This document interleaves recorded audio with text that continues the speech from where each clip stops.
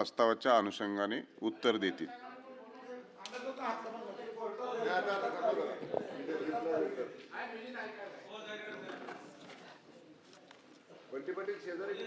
सभापती महोदय, मगाशी जे काळे साहेबांनी सांगितलं ना साहेब, आपण त्या अधिकाऱ्याला त्या गट विकासाची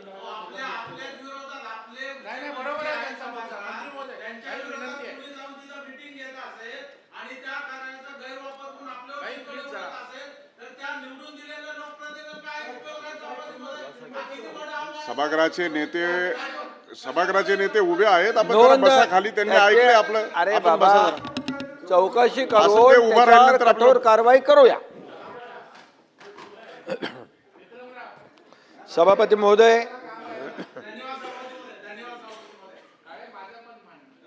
अंतिम आठवडा प्रस्तावावरील चर्चेमध्ये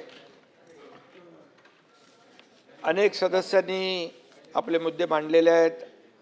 माननीय अंबादास दानवेजी आहेत, परिणय फुके, अरुण लाड, डॉक्टर नीलमताई गोरे, श्री प्रवीण दरेकरजी, सतेज बंटी पाटील, संजय खोडके, मनीषाताई कायंदे, उमाताई खापरे, ॲडव्होकेट अनिल परब, अरे कुठे गेले, चित्राताई वाघ, निरंजन डावखरे, अमित गोरके, राजीव पोद्दार, प्रसाद लाड, सदाभाऊ खोत, संजय भेंडे, प्रवीण पोटे, बच्चू कडू आणि इतर काही सदस्यांनी देखील आपले मुद्दे या ठिकाणी अंतिम आठवड्यामध्ये मांडलेले आहेत.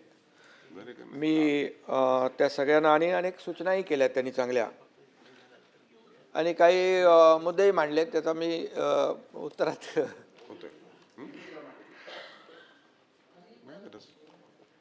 सर्व सन्माननीय सदस्यांचं सभापती महोदय मी आभार मानतो.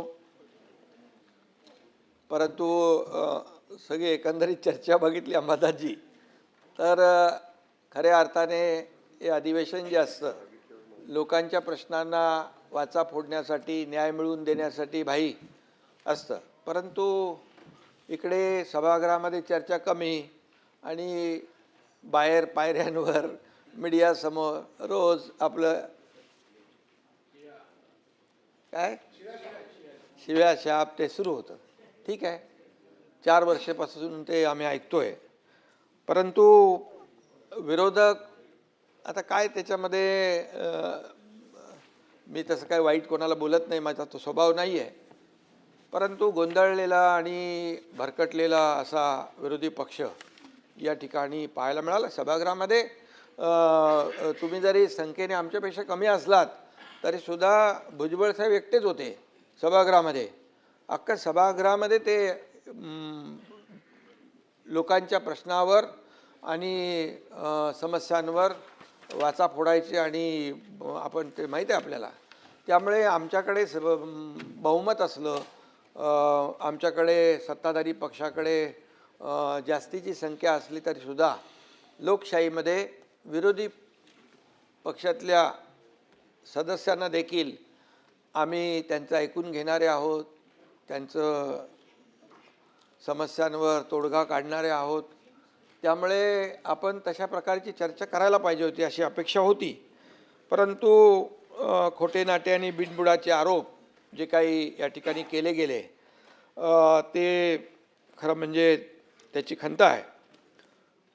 खरं म्हणजे या सभापती महोदय आपलं अधिवेशन सुरू झालं त्यावेळेसच आपण पाहिलं की पाऊस पुढे गेला होता, दुष्काळाचं संकट आपल्यावर होतं आणि शेवटच्या आठवड्यापर्यंत देखील आपण तशीच परिस्थिती पाहत होतो.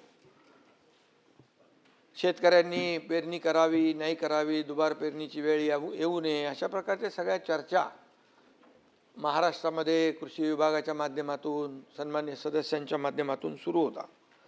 धरणांनी देखील तळ गाठला होता, त्याची देखील आपण चित्रही पाहिली महाराष्ट्रातल्या.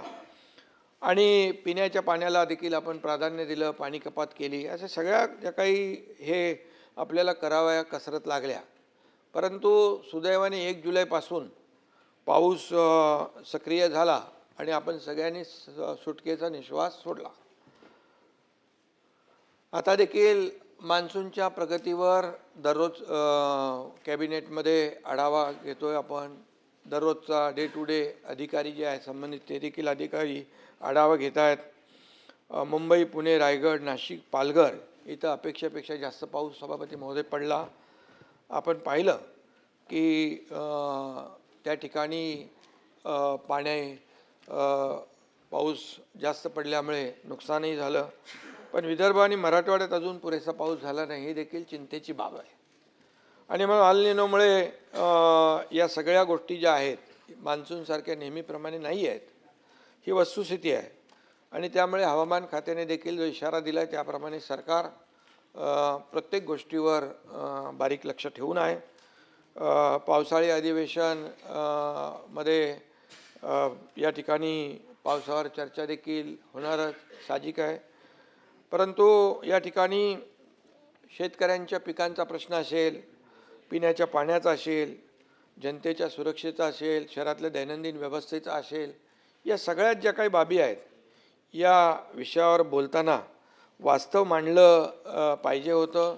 आणि काय फॅक्च्युअल पोझिशन काय, तथ्य काय, हे देखील महाराष्ट्रातल्या जनतेसमोर विरोधी पक्षाकडून आणणं अपेक्षित होतं. परंतु विरोधासाठी केवळ विरोध करू नये असं आपण नेहमी म्हणतो आणि तर ते काही या ठिकाणी दिसून आलं नाही.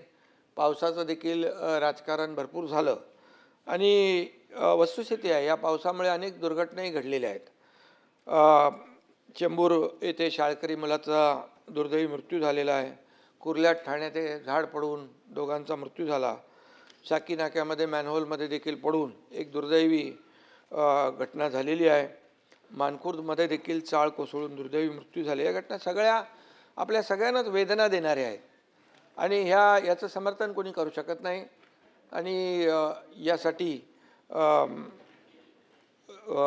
सरकार देखील म्हणून आपण उत्तरदायी आहोत. या दुर्घटनामधल्या मृतांच्या नातेवाईकांच्या प्रती मी देखील सहवेदना, आपल्या सगळ्यांच्याच आहेत त्या सहवेदना या ठिकाणी व्यक्त करतो. पिंपरी चिंचवड मधली ती डेपोची घटना देखील दुर्घटना सभापती महोदय तिथे देखील एक झालेली आहे. तिथे देखील काम सुरू आहे. परंतु या ठिकाणी पावसाळ्यातल्या या घटना ज्या आहेत, या घटना आपण जर पाहिल्या गेल्या काही वर्षामधल्या तर ग्लोबल वॉर्मिंग आणि क्लायमेट चेंजमुळे या ठिकाणी खूप मोठ्या प्रमाणावर निसर्गाचं चक्र पूर्ण बदललेलं आहे. हे वस्तुस्थिती नाकारता येणार नाही. मी अध्यक्ष सभापती महोदय 1981 ते 2000 दरम्यान मुंबईत सरासरी 2385 मिलीमीटर पाऊस पडायचा. गेल्या 25 वर्षात तो 15% वाढून 2672 मिलीमीटर पाऊस झाला. कमी कालावधीमध्ये जास्त पाऊस कोसळण्याचं प्रमाण जे आहे आणि प्रकार वाढीस लागलेले आहे. सुदैवाने नाशिकमध्ये ढगफुटी होणार पण ती सुदैवाने झाली नाही. त्यामुळे या सर्व ह्याच्यामध्ये जे काही आणि मुंबईमध्ये देखील पूर्ण मान्सूनमध्ये सीझनमध्ये जेवढा पाऊस पडतो त्याच्या 25% पाऊस भाई या आठवड्याभर पडला. 25% पूर्ण सीझनमध्ये पडणारा पाऊस फक्त गेल्या आठवड्याभरामध्ये झाला. 6 जुलैला विक्रमी पाऊस, अतिवृष्टीचा प्रचंड तडाखा देखील आपण पाहिलेला आहे. आणि अशा परिस्थितीमध्ये जनजीवन विस्कळीत होणं हे स्वाभाविक आहे. आणि म्हणून सरकारने देखील या संकटाला आपल्या सगळ्या प्रशासकीय यंत्रणांनी सज्ज राहून अनेक ठिकाणी आपण वेळीच पावलं टाकल्यामुळे अनेक ठिकाणी मोठी होणारी दुर्घटना टळलेली आहे. साताऱ्यामध्ये 90, पालघरमध्ये 1261, पुण्यात 568, रायगडमध्ये 1032, रत्नागिरीत 30, ठाण्यात 66, नाशिकमध्ये 298, एकूण 3318 नागरिकांना सुरक्षित ठिकाणी हलवण्याचं काम सभापती महोदय आपल्या शासनाने यंत्रणेने केलेलं आहे. आपत्ती व्यवस्थापन कक्षाने सचेत या प्रणालीद्वारे 16 कोटींपेक्षा जास्त SMS पाठवून पूर्वसूचना देण्याचं देखील या ठिकाणी काम केलेलं आहे. मुंबईमध्ये 4 NDRF पथकं तैनात आहेत. पालघर, ठाणे, रायगड, रत्नागिरी, सिंधुदुर्ग, सातारा, कोल्हापूर, सांगली, नांदेड, नाशिक आणि गडचिरोली, नागपूर आणि पुणे इथं 15 NDRF आणि 8 SDRF पथकं या ठिकाणी तैनात आहेत. अनेक लोकांनी अनेक प्रश्न या ठिकाणी उपस्थित केलेले आहेत की एवढं सगळं होऊन देखील आपण सरकारने काय केलं, पण सरकारने काय केलं ते मला सांगण्याची आवश्यकता आहे. आणि त्याचबरोबर आषाढी वारी सुरू होते आहे. आपले लाडके वारकरी देखील त्यांचे पावसामुळे हाल झालेले आहेत, ही वस्तुस्थिती आहे. पूर आणि मुसळधार पावसामुळे आळंदी येथे रस्ते, पाणीपुरवठा योजना, पथदिवे सगळंच स्वच्छतागृह वाहून गेली. भाई ताबडतोब मला जेव्हा माहिती मिळाली तर ते नगरविकास विभागाच्या अंतर्गत ती नगर परिषद आहे, ताबडतोब त्या CO आणि कलेक्टरनी सांगितल्यानंतर 10 कोटी रुपयांचा तात्काळ त्यांना निधी आपण रिलीज केला. बोले अत्यावश्यक बाबी आहे आणि तिथं आपले सगळे वारकरी आहेत त्यांची गैरसोय होऊ नये म्हणून ती कामं युद्ध पातळीवर त्या ठिकाणी सुरू झालेली आहेत. आणि म्हणून त्यांच्या आपण म्हणतो आळंदीशी जाऊ ज्ञानेश्वर पाहू तेने सुखे राहू सर्व काळ असं म्हणून आळंदीत येणाऱ्या